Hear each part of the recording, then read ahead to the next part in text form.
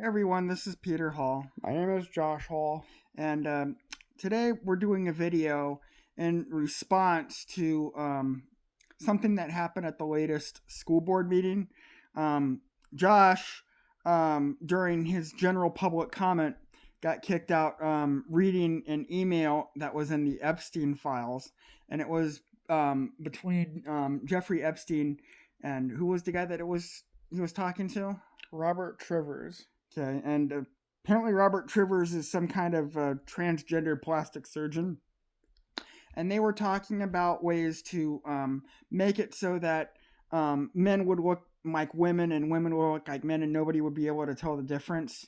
Um, and so yeah, a bunch of people got upset at Josh reading that, and they caused such a ruckus that the school board had him removed. So, gonna talk about that. I think his First Amendment rights are violated. I don't think anything he said was that objectionable. I mean, Yeah. it wasn't directed at anyone specifically. Like at least nobody in the room was being targeted specifically, unless, well, I guess an argument could be made that if they identify as trans, they felt targeted or whatever. But anyway, his First Amendment rights were violated, and the same people that want books that have graphic sexuality depicted in them got mad at him for reading information that is publicly available. And They released the emails and then they destroyed most of them. yeah. So, but they claim that Josh was spreading degenerative content and stuff like that in public and blah blah blah. But these people have no problems with like books being that have graphic depictions of sex and stuff like that in them in the school libraries. They constantly claim that they're advocating for transparency from the school board, but then they do shit like advocate for sealing a child's medical records from their parents or legal guardians. Yeah, they say things like they constantly talk about how we need to have tough conversations about sensitive and disturbing topics, but then if anybody says something that they don't like, they immediately get shut down. So these people, the group Together for REDLANDS, does not believe in freedom of speech. They believe in controlling speech and controlling it in their favor. If they are the ones in control of speech, then they're happy. When they're not in control of speech, then they're upset and they whine about how their freedoms are being trampled. Also, this whole they them bullshit. You don't own the English language. You don't get to come to everyone with an owner's manual dictating how people talk to you. Yeah.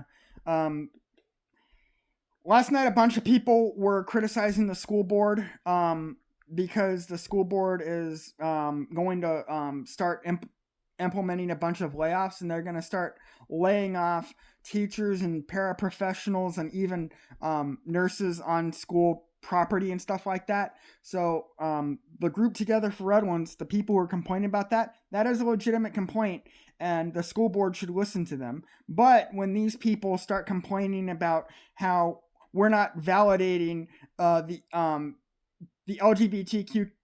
LGBT community because we're not flying the pride flag and we're not using their pronouns and stuff like All that leads to increased suicide attempts. Yeah, the school board should continue to ignore them when they whine and complain about that.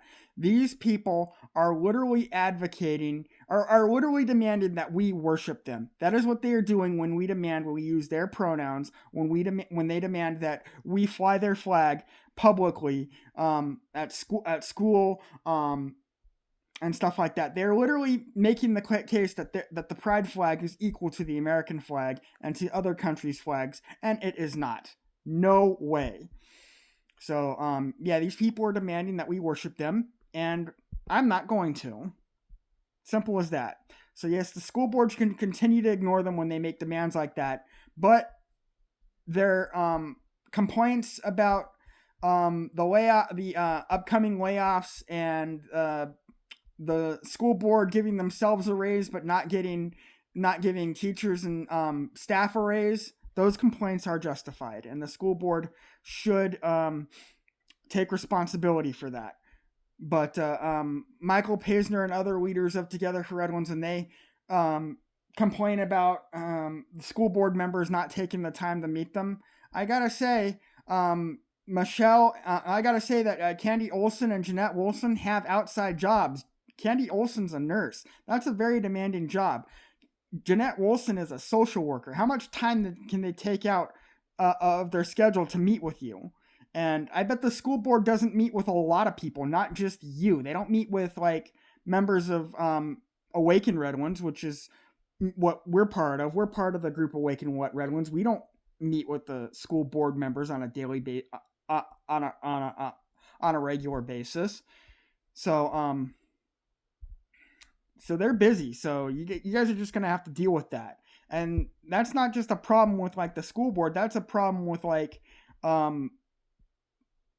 elected officials everywhere. Leadership officials, they generally try to limit their access to them, and it's not surprising that they limit access to them, and that a lot of people have a hard time getting meetings with them. That's why when Greta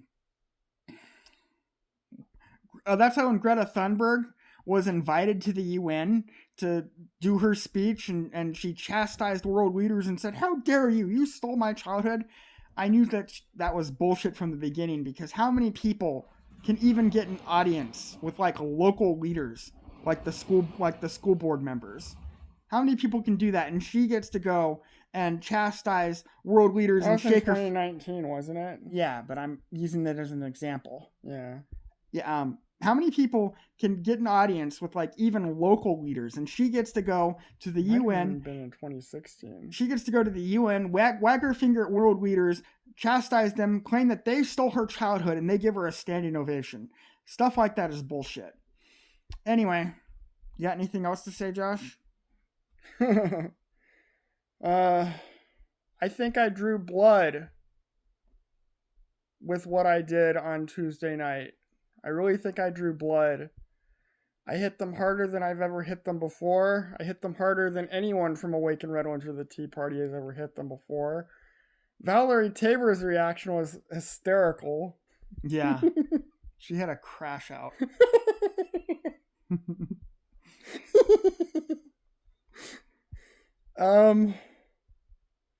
I really hit them. I placed a keg of dynamite under their narrative, under the lid of their narrative that transgenderism and the whole LGBTQ plus lifestyle and ideology is a socially engineered construct imposed on us from the highest levels of leadership in government, corporations. All the institutions are captured and in on it. It's imposed on us from the top down. They want to say it's normal. Even the T, especially the T. I placed a keg of dynamite under the lid of their narrative that transgenderism in children is completely normal, that kids need to have transgender surgeries, you shouldn't deny them surgeries or cross-hormone therapies. I blew the lid off their narrative, and I didn't just blow the lid off their narrative, I blew the lid off into orbit. It's at Pluto by now. Yeah. Anyway, we're going to keep going to the meetings, and we're going to keep doing what we can to stop you guys.